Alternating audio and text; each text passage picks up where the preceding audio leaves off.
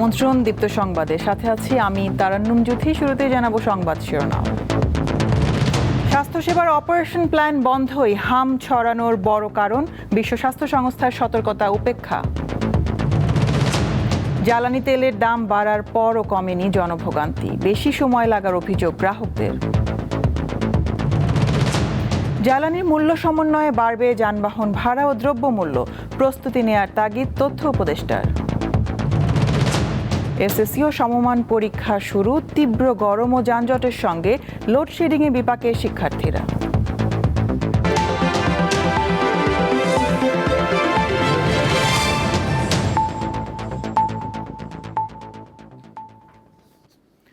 বিশ্ব স্বাস্থ্য সংস্থা সতর্ক করার পরও গত 2 বছরে দেশে টিকার বিশেষ ক্যাম্পেইন হয়নি। এছাড়া বিগত অন্তর্বর্তী সরকারের স্বাস্থ্যসেবার অপারেশন প্ল্যান বা ওপি বন্ধ করায় এর নেতিবাচক প্রভাব পড়েছে স্বাস্থ্য খাতে। সব মিলিয়ে সংক্রামক ও অসংক্রামক রোগ ছড়িয়ে পড়ছে দেশে। বিশ্ব স্বাস্থ্য সংস্থা এবং ইউনিসেফের তথ্য মতে 2024 সালে বিশ্বের বিভিন্ন দেশে হামের সংক্রমণ বেড়ে গিয়েছিল। এশিয়া মহাদেশের মধ্যে ভারত, পাকিস্তান, আফগানিস্তান, ইন্দোনেশিয়া, ফিলিপাইন অন্যতম। আফ্রিকা মহাদেশে নাইজেরিয়া, ইথিওপিয়া, ব্রাজিল। ইউরোপের যুক্তরাজ্য, অস্ট্রিয়া সহ আরও বেশ কিছু দেশে হামের প্রকোপ বেড়ে গিয়েছিল। বাংলাদেশকেও সতর্ক করেছিল বিশ্ব স্বাস্থ্য সংস্থা, কিন্তু তা আমলে না নেওয়ায় এবছর হামের এই প্রকোপ। সংক্রমণ ঠেকাতে প্রতি 4 থেকে 5 বছর অন্তর অন্তর একটি বিশেষ টিকা ক্যাম্পেইন করে সরকার, কিন্তু গণ অভ্যুত্থানকালীন পরবর্তী সময়ে এই বিশেষ ক্যাম্পেইন করেনি অন্তর্বর্তীকালীন সরকার। কেন টিকা কেনা এই গাফিলতি তা জানালেন এই বিশেষজ্ঞরা। ইউনিসেফের মাধ্যমে টিকা কেনা হতো, সেই টাকাটা পুরো আমাদের global alliance for vaccine and immunisation Gavi এরা দিত। তো যেহেতু আমরা ওপি উইথড্র হয়েছে এবং আমাদের বৈদেশিক সাহায্যের পরিমাণ কমে আসছে, তো তারা বললো আংশিক টাকা বাংলাদেশ সরকারকে দিতে হবে। ফিনান্স মিনিস্ট্রি বললো বাংলাদেশ সরকারের টাকা মানে রেভিনিউর টাকা, সেই রেভিনিউর টাকার অডিট এবং হিসাবটা আলাদাভাবে হবে, সেটা না মেনে চললে আমরা এই টাকা বরাদ্দ দেবো। তখন অন্তর্বর্তী সরকার বললো যে আমরা তো এর মধ্যে যদি জোর করে মানে নির্বাহী আদেশে এই টাকাটা দেওয়া হয় তাহলে ভবিষ্যতে এটা দুর্নীতি হিসাবে চিহ্নিত। তারা বলে নির্বাচনের তারিখ ঘোষণা হয়ে গেছে, নির্বাচন হবে, নির্বাচিত সরকার এই ডিসিশন নিবে। তারা যদিও আমেরিকার সাথে চুক্তি করতে কোনো হেজিটেট করে না যে পরবর্তী নির্বাচন সরকার সেটা করুক, কিন্তু এই বিষয়ে তারা পরবর্তী সরকারের উপর ছেড়ে দিয়েছে। বিকল্প ব্যবস্থা না রেখে হঠাৎ করে স্বাস্থ্যের বিভিন্ন অপারেশন প্ল্যান বা ওপি বন্ধ করা হঠকারী সিদ্ধান্ত বলে মনে করেন বিশেষজ্ঞরা। আমার কাছে এটা হঠকারী সিদ্ধান্ত। এটা হয়তোবা সেক্টর প্রোগ্রামটা বাদ দেওয়া যেত, কিন্তু তার একটা এক্সিট প্ল্যান দরকার ছিল যে আমরা এটা বাদ দিতে চাই। প্রথমত কেন বাদ দিলে আমাদের যে প্রোগ্রামগুলো চলছে সেগুলো কিভাবে চলবে। আমরা হয়তো অনিয়ম চাই না, নিয়ম চাই, কিন্তু পুরো পরিকল্পনাকে বাদ দিতে চাই না। বাংলাদেশে কিন্তু অনেক আগের থেকেই আমরা প্রায় 80% বা 80%, কোনো সময় 99% পর্যন্ত আমাদের কভারেজ ছিল টিকা দেওয়ার ক্ষেত্রে। কিন্তু আমরা যদি ধারাবাহিকভাবে গ্রাফটা দেখি, গত বছর 25 সনে এটা প্রায় 60%-এ নেমে আসছে। তার মানে 40% লোকেই আমাদের ইপিআইয়ের যে প্রোগ্রাম সেটা কভারেজ পায়নি। সরকার এই অবস্থা সামলাতে জরুরি টিকাদান কর্মসূচি চালাচ্ছে। এই টিকার ফল পেতে আরও 2 মাস সময় লেগে যেতে পারে বলে জানান বিশেষজ্ঞরা।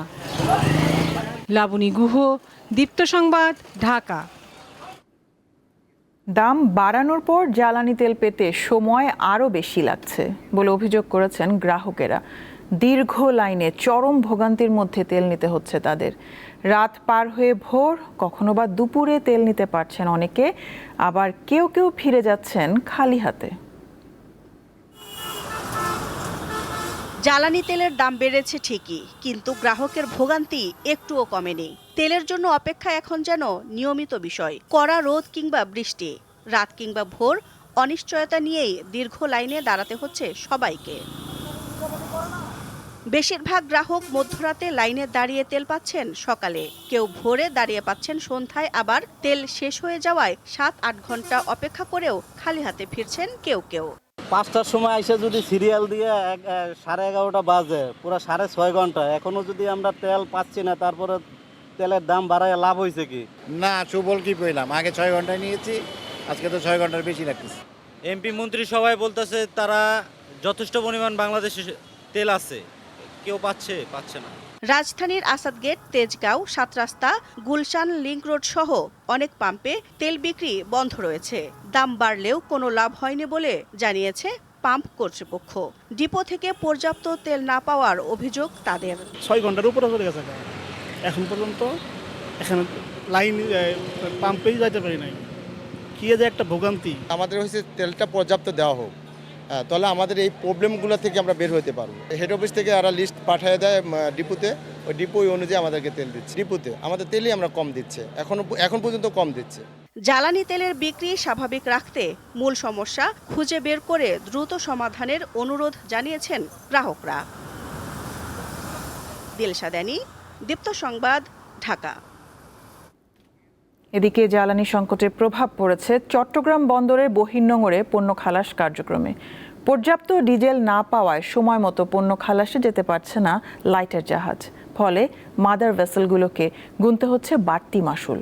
লাইটারের জাহাজে জ্বালানি সরবরাহ দ্রুত স্বাভাবিক না হলে বহির্নোঙর পণ্য খালাস বন্ধ হওয়ার শঙ্কা সংশ্লিষ্টদের।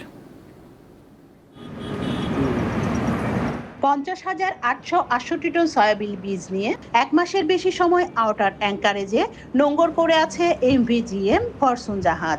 1 মাস পার হলেও এখনো জাহাজে রয়ে গেছে প্রায় 2,900 টন পণ্য। এতে জাহাজটির টার্ন অ্যারাউন্ড টাইম গিয়ে দাঁড়িয়েছে স্বাভাবিক সময়ের দ্বিগুণের বেশি। এছাড়া বহির্নোঙরে অবস্থান করছে প্রায় 80টি মাদার ভেসেল। কারণ জ্বালানি সংকট তীব্র আকার ধারণ করায় চট্টগ্রাম বন্দরে লাইটার জাহাজ চলাচল প্রায় অচল হয়ে পড়েছে। বর্তমানে যুদ্ধের কারণে আমাদের তেল কোম্পানি থেকে নদীপথে তেল কম দিচ্ছে, 1 নম্বর। 2 নম্বর হচ্ছে প্রত্যেকটা পয়েন্টে যে আনলোড পয়েন্ট আছে সেখানেও আনলোডিংয়ে ট্রাকের সমস্যা আনলোড হচ্ছে না তেলের কারণে। প্রতিটা দিনে যেখানে 200 নামে 300 টন নামার কথা সেখানে 2 গাড়ি 3 গাড়ি মাল নামে। সরকার নদীপথে যে তেলটা দরকার লাইটার জাহাজে BIWTCC যেটা সংস্থা আছে সেটাও সরকারি। সেই সংস্থার নিয়ন্ত্রণে যদি নজরদারির মাধ্যমে ছাড়পত্রের মাধ্যমে যদি গভর্নমেন্ট তেল দেয় তাহলে জাহাজ শিল্প রক্ষা হবে, মাদার ড্যামেজ থেকে মুক্তি পাবে। এছাড়া দেরিতে ক্লিংকার, খাদ্যশস্য ও পোল্ট্রি ফিড সহ বিভিন্ন আমদানি পণ্যের সরবরাহ ব্যাহত হচ্ছে, যা বাজারে মূল্যস্ফীতি বাড়াচ্ছে। সেই সাথে বিদ্যুৎ কেন্দ্রের জন্য আনা কয়লা সঠিক সময়ে খালাস করতে না পারায় সংকট আরও বাড়ছে। তেলের সংকটটা কমপ্লিটলি লজিস্টিক সিস্টেমকে, অথবা বলে যে আমরা যদি বলি যে পণ্য পরিবহন ব্যবস্থা যেটা, এটাকে একদম তছনছ করে ফেলতেছে। লাইটার ভেসেল না পাওয়ার পিছনে তেলের সংকট একটা কারণ। তেল না পাইলে জাহাজটা গন্তব্যস্থলে যেতে পারতেছে না, আবার জাহাজ খালি করার পরে টাইমলি আসতে পারতেছে না। তার যে টার্ন টাইমটা তো বেড়ে যাচ্ছে। যে কোনো মূল্যে আগামী 2-3 মাসের মধ্যে প্রচুর পরিমাণ কয়লা আমদানি করা হোক, যাতে এই কয়লা দিয়ে কয়লা ভিত্তিক বিদ্যুৎ কেন্দ্রগুলোকে সচল রাখা যায়। লাইটারের জাহাজে জ্বালানি তেল সরবরাহের বিষয়ে নৌপরিবহন অধিদপ্তরের উচ্চ পর্যায়ের বৈঠক হলেও বিপিসির কাছে কোনো নির্দেশনা না আসায় আগের মতোই রাশনিং করা হচ্ছে। জাহাজ মালিকদের অভিযোগ, জ্বালানি ডিপোগুলো আগের মতো ডিজেল না দেয়ায় তেলের অভাবে অলস বসে আছে অনেক জাহাজ। সময় মতো পণ্য খালাস করতে না পারায় আমদানিকারকদের গুনতে হচ্ছে অতিরিক্ত অর্থ। মনিটরিং সেল একটা যদি গঠন করা হয় এবং তারা যদি যে কোন পণ্যটাকে প্রায়োরিটি দেবে সেই ধরনের পণ্যগুলোকে যদি চিহ্নিত করা যায়, সেইভাবে যদি তারা লাইটারগুলোকে পর্যাপ্ত তেল দিয়ে যদি সহযোগিতা করে, তাহলে আমাদের এই যে আমাদের ভোগ্যপণ্য প্লাস আপনার কয়লার জাহাজ, সেই জাহাজগুলোকে যদি তারা দ্রুত খালাস করে পণ্যগুলো যদি তাদের সঠিক স্থানে পৌঁছে দেওয়া হয়, তাহলে ভবিষ্যতে আমাদের যে সামনের যে চ্যালেঞ্জগুলো আছে, যেমন বিশেষ করে আমাদের লোডশেডিংয়ের যে চ্যালেঞ্জ, সেখানে যদি কয়লাগুলো সঠিকভাবে পৌঁছে দেওয়া হয়, তাহলে কয়লার উৎপাদিত বিদ্যুৎ দিয়ে কিন্তু অনেকখানি কাভার দেওয়া যাবে। চট্টগ্রাম বন্দর থেকে বিভিন্ন রুটে চলাচল করে 1200 লাইটার জাহাজ। এর মধ্যে 150টি বিভিন্ন শিল্প গ্রুপের মালিকানাধীন হলেও বাকিগুলো চলে ব্যক্তি ও প্রতিষ্ঠান পর্যায়ে। রুনা আনসারি, দীপ্ত সংবাদ, চট্টগ্রাম। সরকার অভ্যন্তরীণ ব্যাংক থেকে ঋণ নিলে জনগণের কল্যাণেই নিবে। এই টাকা চুরি হবে না বলে জানিয়েছেন প্রধানমন্ত্রীর পলিসি অ্যান্ড স্ট্র্যাটেজি উপদেষ্টা জাহিদুর রহমান। তিনি জানান, জ্বালানির মূল্য সমন্বয়ের ফলে বাড়বে যানবাহনের ভাড়া ও দ্রব্যমূল্য। তবে বাণিজ্য মন্ত্রীর দাবি, জ্বালানির মূল্য বৃদ্ধির প্রভাব খাদ্যপণ্যের ওপর পড়বে না। ভাইরা। মঙ্গলবার সচিবালয়ে সরকারের পক্ষ থেকে জ্বালানির মূল্য বৃদ্ধির প্রভাব নিয়ে কথা বলেন সংশ্লিষ্ট মন্ত্রণালয়ের মন্ত্রীরা। জোর দিয়েই দেশের জনগণের পাশে থাকার কথা তুলে ধরেন তারা। সরকারের কাজ কিন্তু শুধু প্রধানমন্ত্রীর পলিসি অ্যান্ড স্ট্র্যাটেজির উপদেষ্টা জাহিদুর রহমান জানান, জনগণের কল্যাণেই ঋণ নিচ্ছে সরকার, দাবি করেন এই অর্থের সঠিক ব্যবহারের। বাংলাদেশ ব্যাংক বা টাকা ছাপিয়ে যদি নেওয়া হয় সেটা ইনফ্লেশন ট্রিগার করে, সব সংকটগুলো আমরা জানি। কিন্তু আমি এই কথাটা বলতে চাই, সরকার যদি লোন নেয়, লোন নেবে সেটা জনগণের কল্যাণের জন্যই হবে, এই টাকা চুরি হবে না। আমরা আগের সাথে একটা বেসিক ডিফারেন্স হচ্ছে এটা। তিনি জানান, জ্বালানি তেলের পর্যাপ্ত মজুদ আছে, তাই মানুষকে প্যানিক বাইং থেকে বিরত থাকার আহ্বান তার। যেহেতু সংকটটা আছে, যতটা ভাড়া বাড়া উচিত লজিকলি মনে হয় তার চাইতে কিছুটা কম করা, তাতে তারাও কিছুটা ছাড় দিলেন, আবার জনগণের কিছু ভাড়া তো বাড়বেই এবং দ্রব্যমূল্য বাড়বে এটা বলে রাখা ভালো। কারণ হচ্ছে ট্রান্সপোর্ট বেড়ে যায়, ট্রান্সপোর্টের খরচ বেড়ে যায়। সরকারের কাজ কোনটা? আসলে সরকারের কাজ হচ্ছে মূল্য যৌক্তিকভাবে যতটা বাড়ার কথা, বৃদ্ধিটা যাতে অতটুকু হয়। পরে ব্রিফিংয়ে বাণিজ্যমন্ত্রী দাবি করেন, জ্বালানি মূল্য বৃদ্ধির প্রভাব খাদ্যপণ্যের উপর তেমন পড়বে না। সরকার সিন্ডিকেটের কাছে জনগণকে জিম্মি হতে দেবে না। বাজার যেন নেতিবাচকভাবে ভুল পথে প্রভাবিত না হয়, এটা যার যার জায়গা থেকে আমাদের এই দায়িত্বটা পালন করতে হবে। আপনারাও আপনাদের জায়গা থেকে, আমরাও সরকার হিসাবে, অভিভাবক হিসাবে, ফ্যাসিলিটেটর, রেগুলেটর হিসাবে আমরাও আমাদের যে সমস্ত টুলস আছে সেগুলি প্রপারলি অ্যাপ্লাই করব এবং ইনশাল্লাহ বাজার স্থিতিশীল রাখার জন্য আমাদের দায়িত্ব আমরা পালন করব। খন্দকার আব্দুল মুক্তাদির জানিয়েছেন, এই মুহূর্তে আমদানি পণ্যের মজুদ স্থিতিশীল আছে। রুবায়েত হাসান, দীপ্ত সংবাদ, ঢাকা। মাধ্যমিক স্কুল সার্টিফিকেট, এসএসসি ও সমমানের পরীক্ষা শুরু হয়েছে আজ। মঙ্গলবার সকাল 10টায় শুরু হয়ে পরীক্ষা চলে দুপুর 1টা পর্যন্ত। তীব্র গরম ও যানজটে ভোগান্তিতে পড়েন শিক্ষার্থীরা, তবে প্রশ্নপত্র নিয়ে সন্তুষ্ট তারা। বিএনপি সরকার ক্ষমতায় আসার পর প্রথম কোনো পাবলিক পরীক্ষা হিসেবে শুরু হলো এসএসসি ও সমমানের পরীক্ষা। শিক্ষা মন্ত্রণালয়ের দেওয়া 14টি নির্দেশনা মেনে সারা দেশে বিভিন্ন কেন্দ্র আগে থেকেই প্রস্তুত ছিল। পরীক্ষা শুরুর 1 ঘন্টা আগে থেকে শিক্ষার্থীরা কেন্দ্রে পৌঁছাতে শুরু করে। প্রবেশের সময় শিক্ষার্থীদের তল্লাশি করা হয়। কেন্দ্রের বাইরে অপেক্ষায় ছিলেন অভিভাবকরা। অনেক বছর পর শিক্ষামন্ত্রী চেঞ্জ হয়েছে, তো এটা নিয়েও স্টুডেন্টরা অনেক ভয় পাচ্ছে। নতুন প্রযুক্তি নিয়ে গভর্নমেন্ট যেই সিস্টেমেটিক করেছে, ভয়ভীতি একটু আছে, তবে ওইটাই আল্লাহ ভরসা। পরীক্ষা শেষে উচ্ছ্বাস প্রকাশ করেন শিক্ষার্থীরা। প্রশ্নপত্র সহজ হওয়ায় স্বস্তির কথা জানান অনেকে। আজকে আমাদের বাংলা ফার্স্ট পেপার পরীক্ষা ছিল এন্ড আলহামদুলিল্লাহ কোশ্চেন অনেক ইজি আসছে, সব অ্যানসার করতে পারছি। আশা করতেছি এ প্লাস আসবে। পরীক্ষা যেমন দিয়ে আসছি ভালো দিয়ে আসছি, ঘাট তেমন একটা হয়নি। আমি ফার্স্ট বেঞ্চে সিট করছি, তো আমি ভয় পেয়েছিলাম, I was afraid, but then টিচাররা খুব হেল্প করছে।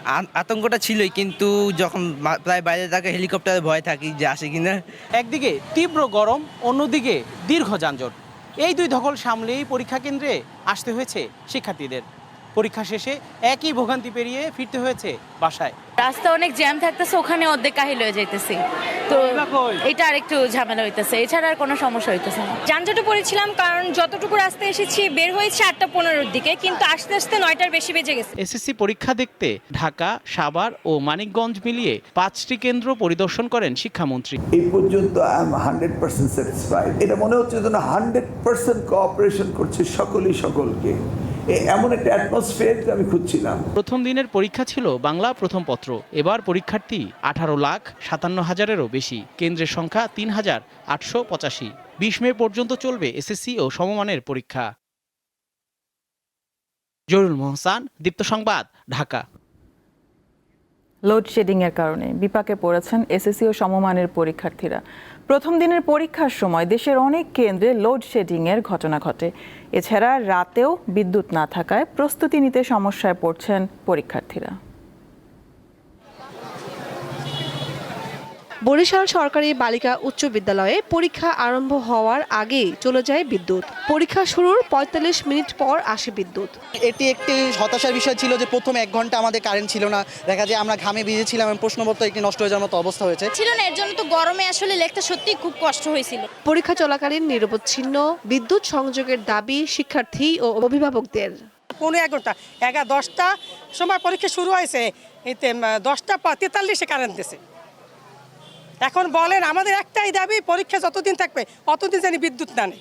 আজকে স্কুলে এই যে লোডশেডিং এর জন্য কত সময় পিছিয়ে গেছে, এটা তাদের তো এখানে কমিটিদের লোকেদের চেক করা উচিত ছিল যে আমাদের এত বড় একটা পরীক্ষা হবে, আমাদের এখানে সব কিছু ঠিক আছে নি? বিদ্যুৎ নাই।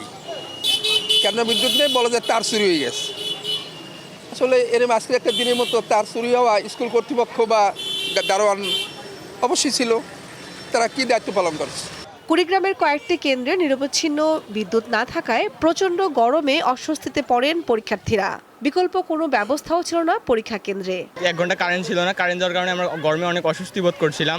প্রথম পরীক্ষার সময় আমাদেরকে এই সমস্যার সম্মুখীন হতে হয়েছে। বিদ্যুৎ চলে যাওয়ার কারণে একটু অসুস্থতায় পড়েছি। রংপুরের পরীক্ষার্থীরা জানায়, পরীক্ষা চলাকালীন কোনো বিদ্যুৎ বিভ্রাট না ঘটলেও পরীক্ষার আগের রাতে কয়েক দফায় লোডশেডিং হওয়ায় প্রস্তুতিতে বিঘ্ন ঘটে। পরীক্ষার হলে কারেন্ট সরবরাহ ভালোই ছিল, বিদ্যুৎ বাসায় সমস্যা হয় একটু পড়ালেখায়। বাসায় লোডশেডিং থাকলে তখন পড়ার ইচ্ছা থাকে না, তখন গরম লাগে, গরমে পড়াও হয় না। সরকারের কাছে আমাদের আবেদন যে এখন এই পরীক্ষার সময় যেন অন্তত কারেন্টটা না যায়। এছাড়া মেহেরপুরের গ্রামগুলোতে ঘন ঘন বিদ্যুৎ বিভ্রাটের কারণে ক্ষোভ প্রকাশ করেছেন এসএসসি পরীক্ষার্থীরা। এসএসসি পরীক্ষা চলাকালীন সন্ধ্যা থেকে রাত 12টা পর্যন্ত নিরবচ্ছিন্ন বিদ্যুতের দাবি তাদের। কামরুন নাহার, দীপ্ত, বার্তা কক্ষ। চট্টগ্রামের সরকারি সিটি কলেজে ছাত্রদল ও ছাত্র শিবিরের মধ্যে সংঘর্ষের ঘটনা ঘটেছে। পরিস্থিতি নিয়ন্ত্রণে কলেজের ক্লাস ও পরীক্ষা বাতিল ঘোষণা করা হয়েছে। তবে জাতীয় বিশ্ববিদ্যালয়ের অধীনে ডিগ্রি দ্বিতীয় বর্ষ এবং মাস্টার্স কোর্সের পরীক্ষা চলবে বলে জানিয়েছে কর্তৃপক্ষ। মঙ্গলবার দুপুর থেকে উত্তেজনা শুরু হয়। উভয় পক্ষ মুখোমুখি হয়ে প্রথমে পাল্টাপাল্টি স্লোগান এবং পরে ধাওয়া ও পাল্টা ধাওয়া চালায়। পরে পুলিশ ও কলেজ শিক্ষকদের হস্তক্ষেপে পরিস্থিতি নিয়ন্ত্রণে আসে। কলেজ ক্যাম্পাসের একটি ভবনে জুলাই আগস্টের গ্রাফিতিকে কেন্দ্র করে ছাত্রদল ও শিবিরের মধ্যেই এ সংঘর্ষ হয়।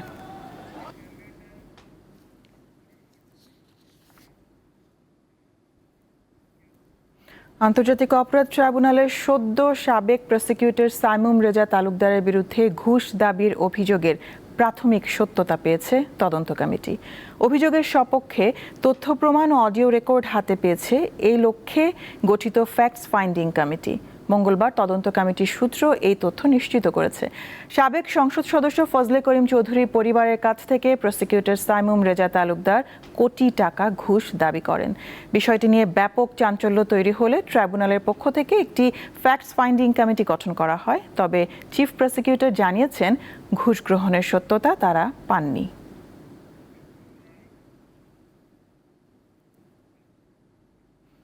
বর্তমানে দেশের বৈদেশিক ঋণের পরিমাণ ৭৮,৭৬,২০,০০০ মিলিয়ন মার্কিন ডলার বলে জানিয়েছেন অর্থমন্ত্রী আমির খসরু মাহমুদ চৌধুরী।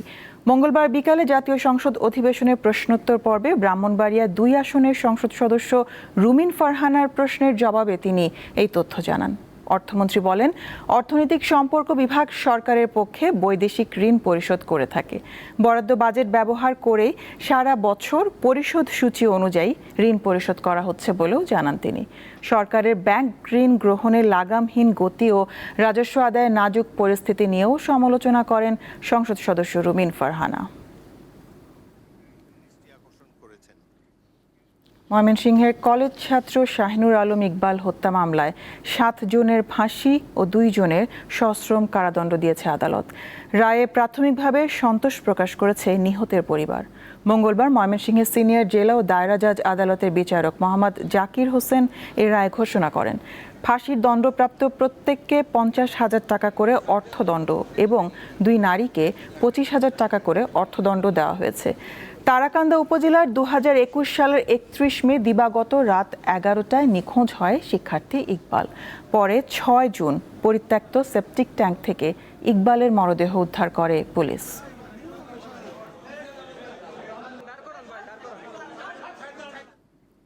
নওগাঁর নিয়ামতপুরে শিশুসহ একই পরিবারের 4 জনকে হত্যা করেছে দুর্বৃত্তরা। সোমবার গভীর রাতে উপজেলার বাহাদুরপুর ইউনিয়নের বাহাদুরপুর গ্রামে এই ঘটনা ঘটে। নিহতরা হলেন হাবিবুর রহমান, তার স্ত্রী পপি সুলতানা, ছেলে পারভেজ এবং মেয়ে সাদিয়া আক্তার। স্থানীয়রা জানান, ভোরে হাবিবুর রহমানের বাবা নমির হোসেন ছেলের ঘরের দরজার সামনে রক্ত দেখতে পান। ভেতরে ঢুকে বিছানার ওপর 4 জনের মরদেহ দেখতে পান তিনি। এরপর পুলিশ ঘটনাস্থলে গিয়ে মরদেহগুলো উদ্ধার করে। ধারণা করা হচ্ছে দুর্বৃত্তরা টাকা লুটের জন্য তাদের হত্যা করেছে। বিষয়টি তদন্ত করছে পুলিশ। কক্সবাজারের টেকনাফে পাহাড়ি এলাকা থেকে 3 যুবকের রক্তাক্ত মরদেহ উদ্ধার করেছে পুলিশ। মঙ্গলবার সকাল 10টার দিকে বাহারছড়া ইউনিয়নের 3 নম্বর ওয়ার্ডের উত্তর শিলখালী এলাকার পাহাড় থেকে মরদেহগুলো উদ্ধার করা হয়। নিহতরা হলেন টেকনাফ উত্তর শিলখালী এলাকার আমিনুল ইসলাম রবি, মুজিবুর রহমান এবং নূর বশর। সকালে স্থানীয় কয়েকজন শ্রমিক পাহাড়ে কাজ করতে গেলে মরদেহগুলো পড়ে থাকতে দেখেন। পরে পুলিশ এসে তা উদ্ধার করে ময়নাতদন্তের জন্য পাঠায়। হুমকির মুখে যুক্তরাষ্ট্রের সঙ্গে কোনো আলোচনায় বসতে রাজি নয় ইরান, বরং আবার যুদ্ধ শুরু হলে নতুন কৌশল দেখাতে প্রস্তুত তেহরান। দেশটির পার্লামেন্টের স্পিকার সামাজিক যোগাযোগ মাধ্যমে এমন মন্তব্য করেন। এর আগে ইরানের সঙ্গে চুক্তি না হলে নৌ অবরোধ উঠবে না এবং যুদ্ধবিরতির মেয়াদও বাড়বে না বলে হুমকি দেন যুক্তরাষ্ট্রের প্রেসিডেন্ট ডোনাল্ড ট্রাম্প। ওয়াশিংটন সময় বুধবার সন্ধ্যা পর্যন্ত যুদ্ধবিরতি বহাল থাকবে। এই সময়ের মধ্যে চুক্তি না হলে আবার যুদ্ধ হতে পারে বলেও ইঙ্গিত দেন ট্রাম্প। এদিকে ইরান যুক্তরাষ্ট্র ইসরায়েলের টানা 40 দিনের যুদ্ধে 13 জন মার্কিন সেনা নিহত এবং 415 জন আহত হয়েছেন বলে জানিয়েছে পেন্টাগন।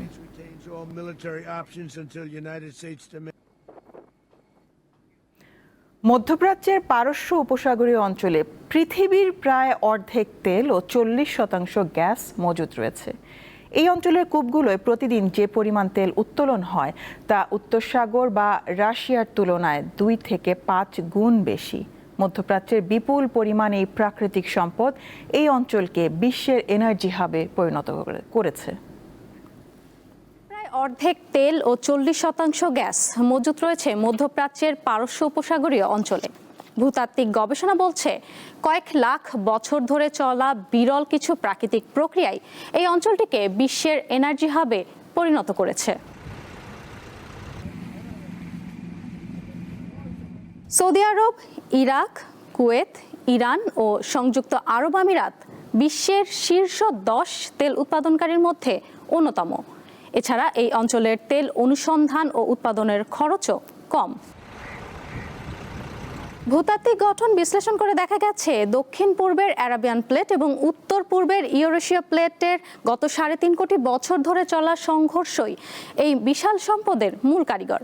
প্রায় 20 কোটি বছর আগের জুরাসিক এবং ক্রিটেসিয়াস যুগে সামুদ্রিক পলি ও জৈব পদার্থ থেকে এই তেল ও গ্যাসের সৃষ্টি হয়েছে।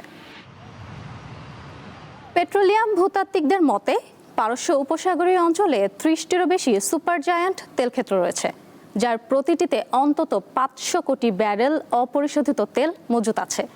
এখানকার তেল কূপগুলোর উৎপাদন ক্ষমতা রাশিয়া বা উত্তর সাগরের কূপগুলোর তুলনায় 2 থেকে 5 গুণ বেশি। সৌদি আরবের ঘাওয়ার তেল ক্ষেত্র এবং ইরান ও কাতারের সাউথ পার্স নর্থ ডোম গ্যাস ক্ষেত্র এই অঞ্চলের তেল গ্যাস মজুতের বিশালতার প্রমাণ। পুরো ঘাওয়ার খনি থেকে প্রায় 7,000 কোটি ব্যারেল তেল পাওয়ার সম্ভাবনা রয়েছে, যা বিশ্ব অর্থনীতিতে এই অঞ্চলের প্রভাবকে অপ্রতিদ্বন্দ্বী করে তুলেছে। যুক্তরাষ্ট্রের ভূতাত্ত্বিক জরিপ সংস্থার তথ্য মতে 1 শতাব্দীরও বেশি সময় ধরে উৎপাদন চলার পরেও এই অঞ্চলে এখনও প্রায় 86 বিলিয়ন ব্যারেল তেল এবং 9.5 ট্রিলিয়ন ঘনমিটার গ্যাস অনাবিষ্কৃত অবস্থায় রয়ে গেছে। আধুনিক প্রযুক্তির ব্যবহারে এই উৎপাদন আরও বহুগুণ বাড়ানো সম্ভব বলে মনে করছেন বিশেষজ্ঞরা। মধ্যপ্রাচ্যের বিপুল পরিমাণ এই প্রাকৃতিক সম্পদ তাদের জন্য যেমন আশীর্বাদ, তেমনি অনেক পরীক্ষার মুখোমুখিও করেছে। মধ্যপ্রাচ্যে বড় কোনো সংঘাত শুরু হলে বিশ্বব্যাপী জ্বালানি সংকট তৈরি হয়। ইশরাত সুমা, দীপ্ত বার্তা কক্ষ। খেলার খবর। সিরিজের দ্বিতীয় ওয়ানডেতে কাল শ্রীলঙ্কা নারী দলের বিপক্ষে মাঠে নামবে বাংলাদেশ নারী ক্রিকেট দল। রাজশাহী স্টেডিয়ামে ম্যাচটি শুরু হবে সকাল 9:30টায়। প্রথম ওয়ানডেতে 3 উইকেটে জয়ের ফলে সিরিজে 1-0 এগিয়ে আছে স্বাগতিকরা। সেই ধারাবাহিকতা ধরে রেখে দ্বিতীয় ম্যাচেও জয় চাইছে নিগার সুলতানারা। আর সিরিজে টিকে থাকতে হলে দ্বিতীয় ওয়ানডেতে জয়ের বিকল্প নেই শ্রীলঙ্কার। তাই তো প্রথম ম্যাচের ভুল শুধরে দ্বিতীয় ম্যাচে ঘুরে দাঁড়াতে চায় সফরকারীরা।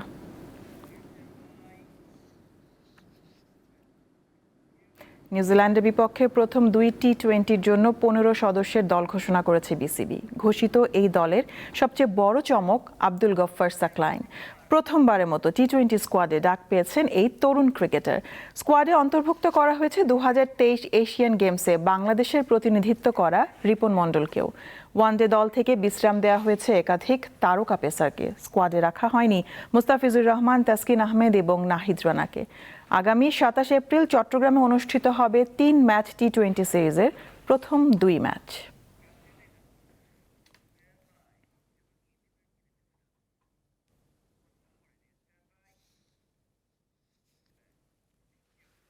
নয়টি দল নিয়ে শুরু হয়েছে স্বাধীনতা কাপ ভলিবল প্রতিযোগিতা 2026। 5 দিন ব্যাপী এই প্রতিযোগিতা চলবে 25 এপ্রিল পর্যন্ত। শহীদ নূর হোসেন জাতীয় ভলিবল স্টেডিয়ামে অনুষ্ঠিত উদ্বোধনী দিনের প্রথম ম্যাচে বাংলাদেশ জেলকে 3-0 সেটে হারিয়েছে বাংলাদেশ বিমান বাহিনী। দ্বিতীয় ম্যাচে জয় পেয়েছে বাংলাদেশ আনসার ও ভিডিপি। তারা হারিয়েছে বাংলাদেশ ফায়ার সার্ভিস ও সিভিল ডিফেন্সকে। আর তৃতীয় ম্যাচে সেনাবাহিনী 3-0 সেটে হারিয়েছে বিকেএসপিকে।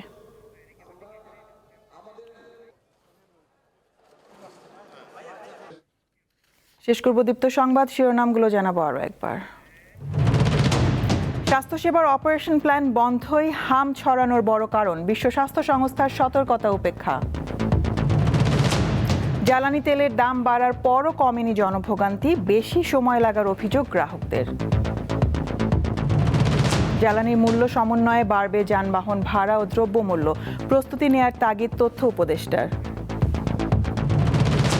এসএসসি ও সমমান পরীক্ষা শুরু, তীব্র গরম ও যানজটের সঙ্গে লোডশেডিংয়ে বিপাকে শিক্ষার্থীরা।